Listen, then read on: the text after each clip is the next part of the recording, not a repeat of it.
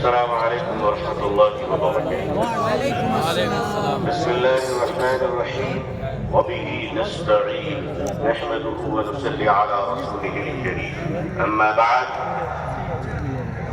آل India Muslim فصل board کے معزز صدر فقیہ العصر حضرت مولانا خالد سیف اللہ رحمانی صاحب مدد اللہ العلی، آل انڈیا مسلم فصل بورڈ کے معزز جنرل سیکریٹری حضرت مولانا شاہ بدر الرحیم صاحب مجددی مدد اللہ العلی، اکابرین امت، علماء کرام، بزرگان محترم، نوجوانان اسلام، عزیزان گرامی، سامعین اعظام، عمائدین کرناٹکا، یہ جو آج اس میدان میں سروں کا امڑتا ہوا سیلاب ہے، وہ اپنے نوکریوں کی تلاش میں نہیں آیا ہے بلکہ غلام مصطفیٰ بن کر آیا ہے صلی اللہ علیہ وسلم۔ اسلام کی تاریخ بڑی عجیب تاریخ ہے۔ جب یہ اسلام چلا اور آگے بڑھا تو دار ارقم میں مٹھی بھر مسلمان تھے۔ مکہ کے مشرکوں نے کہا ہماری تعداد کے سامنے ان کی حقیقت کیا ہے۔ اسلام آگے بڑھتا رہا۔ ابو جہل نے کہا پڑھنے نہیں دوں گا۔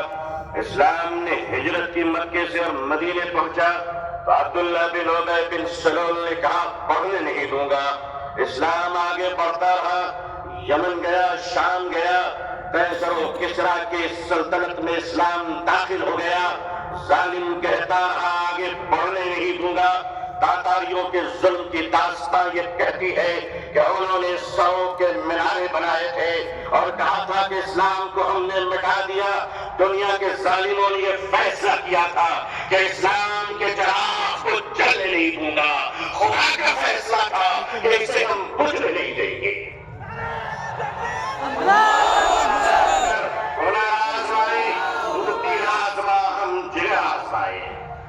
اے لوگوں، تم نے کیا سمجھ رکھا ہے؟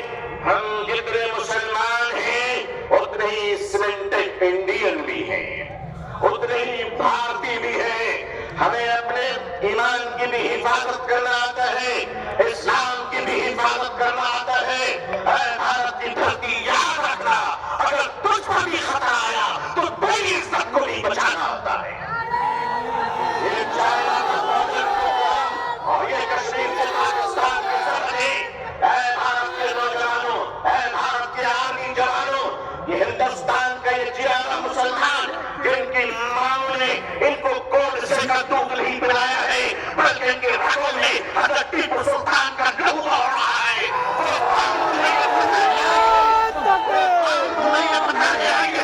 یہ نوجوان تمہیں یہ بتانے آیا ہے کہ چائنا کے بارڈر سے لے کر اگر پاکستان کی سرحد تک، اے بھارت، اگر تجھ پر کوئی خطرہ آیا تو اے جوانوں ہمیں آواز دینا۔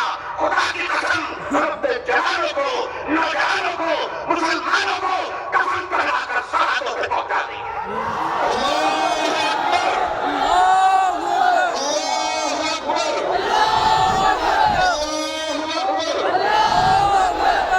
مگر یاد رکھیے گا، چپلوں کے بغیر تو ہم چل سکتے ہیں۔ ان چپلوں سے کوئی پوچھ لے کہ ہمارے بغیر نکل بھی سکتے ہو؟ آتا ہے نکلنا، آتا ہے چلنا۔ یہ ہندوستان ہمارا وطن ہے، اس وطن کو کل بھی ہم نے بچایا۔ مشکل یہ ہے کہ 47 میں بدن قسمتی سے ہندوستان کا بٹوارا ہوا تھا، 2024 میں لوگ دلوں کا بٹوارا کرنا چاہ رہے ہیں۔ ہم اس دل کا بٹوارا ہونے نہیں دیں گے۔ بھارت کے اپنے پریہ ہندو بھائیوں سے میں ان کا آشیرواد اور دعائیں لے کر انہیں کہنا چاہتا ہوں، ہندو بھائیوں، ہم آپ کے رہے نہیں، آپ ہمارے رہے نہیں۔ ہمارے اور آپ کے بیچ میں یہ تیسرا کوئی لینڈ بروکر آ گیا ہے جس کی نہ بیوی ہے نہ بچے ہیں۔ یہ جدھر جاتے ہیں ادھر سکھاتے ہیں، لیکن ان کو بتا دیجیے، صاف صاف بتا دیجیے، کتے وفادار ہو یہ بات تو صحیح ہے، مگر وفادار کتے بن جائیں یہ بات صحیح نہیں ہے۔ کیا سمجھ رکھا ہے؟ آل انڈیا مسلم فصل ہمارے بزرگان دین اکابرین بیٹھے ہیں۔ میں آپ کو سچ کہتا ہوں، ہم ہمیں اپنے دین کی بھی حفاظت کرنی ہے اور اپنے دیش ہندوستان کی بھی حفاظت کرنی ہے۔ اب میں آپ سے ایک بات کہنا چاہتا ہوں، آپ کے ہمارے رہتے ہوئے اگر کوئی اڑیسہ کے آدی باسی کی کالاہانڈی کی چھوٹی سی بچی بات بات کہہ کر اگر بھوکے 7 دن میں مر جاتی ہے تو میں اپنی قوم سے پوچھنا چاہتا ہوں، مالدارو خدا کو تم کیا منہ دکھلاؤ گے؟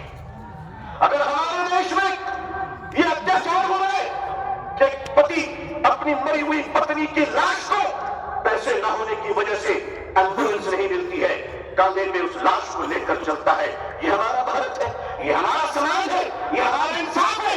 کیا ہو رہا ہے اس دیش میں؟ یہ دیش کہاں جا رہا ہے؟ رشوت کے بغیر دوا نہیں ملتی، رشوت کے بغیر کفن نہیں ملتا، رشوت کے بغیر جنازے نہیں ملتے، رشوت کے بغیر لوگوں کو زندگی کی سانس لینے کی اجازت نہیں ہے۔ نہیں لوگوں، ہم اپنے اس پیارے دیش کو اس طرح لٹیروں کے حوالے نہیں کر سکتے۔ یہ دیش ہمارا ہے، اس دیش کے پولیس، اس دیش کی آرمی، اس دیش کے جوان، یہ ہمارے بھائی بہن ہیں۔ جتنے ہمیں اپنے جیون کی پرواہ ہے اتنی ان کی پرواہ ہے۔ اے لوگوں، اے دیش واسیوں، اے دیش کے ہندو بھائیوں، اے دیش کے مسلمانوں، وہ دن تم بھول گئے کہ جب اس دیش میں کورونا کے زمانے میں کچھ لوگ تھالی بجا رہے تھے تو وہ ہم ہیں جو تھالی سجا رہے ہیں، لوگوں کو کھانا کھلا رہے تھے۔ ہم نے کیا نہیں کیا اس ملک کے لیے؟ ارے تم نے ہمیں کچھ نہیں دیا، تم نے ہمیں ریزرویشن نہیں دیا، پھر بھی ہم نے تمہیں اے پی جے عبد الکلام دیا ہے۔ لیکن مت بھولو، میزائل دیا ہے، ایک بار محبت کر کے تو دیکھو، ایک بار پیار کر کے تو دیکھو۔ ہمارے ہر گھر سے تم دیکھنا شیخ الاسلام نکلیں گے، شیخ الہند نکلیں گے۔ دیش کی حفاظت کرنی ہے، انسانیت اور مانوتا کو بچانا ہے، ہندو بھائیوں کو محبت کے ساتھ ان کے سامنے ان کی عدالت میں اپنی باتیں رکھنی ہے۔ وقف کیا ہے؟ وقف کا تحفظ کیا ہے؟ یہ بلڈرز کی چیریٹی ہے۔ وقف کی زمینیں جو ہمارے پروجوں نے، ہمارے بزرگوں نے، ہمارے پرکھوں نے، ہمارے باپ داداؤں نے ایک چیریٹی کی تھی، مانوتا کے لیے، انسانیت کے لیے، لوگوں کے کھانے پینے کے لیے، لوگوں کو جینے کے لیے۔ آج اس زمین پہ آپ کی نظر کیوں پڑ گئی؟ ہم جانتے ہیں مہاشے کیوں پڑی ہے، اس لیے کہ اب راجہ دیش نہیں چلا رہا ہے، اب راجہ ریئل اسٹیٹ کا کاروبار کر رہا ہے۔ لیکن معاف کیجیے گا، یہ وقف کی زمینیں آج ہمارے ماننیے پردھان منتری جی، اللہ ان کو لمبی عمر عطا فرمائے، اللہ ان کو اچھی صحت دے، اللہ ان کو صحیح سوجھ بوجھ عطا فرمائے، اللہ ان کا گھر بسا دے۔ آج آپ کہتے ہیں کہ ہم ختم کر کے رہیں گے، ٹھیک ہے، اگر لوک تنتر پہ شکتی تنتر کا اہنکار چلے گا تو میں بھی اپنے بزرگوں کی چوٹیوں میں بیٹھ کر کہہ دینا چاہتا ہوں کہ حضرت اب ہم عدالت کے دروازوں پہ بھیک نہیں مانگیں گے، اب یہ کہہ دیں گے کہ اگر سنسد تمہاری ہے تو ساتھ ہماری ہے۔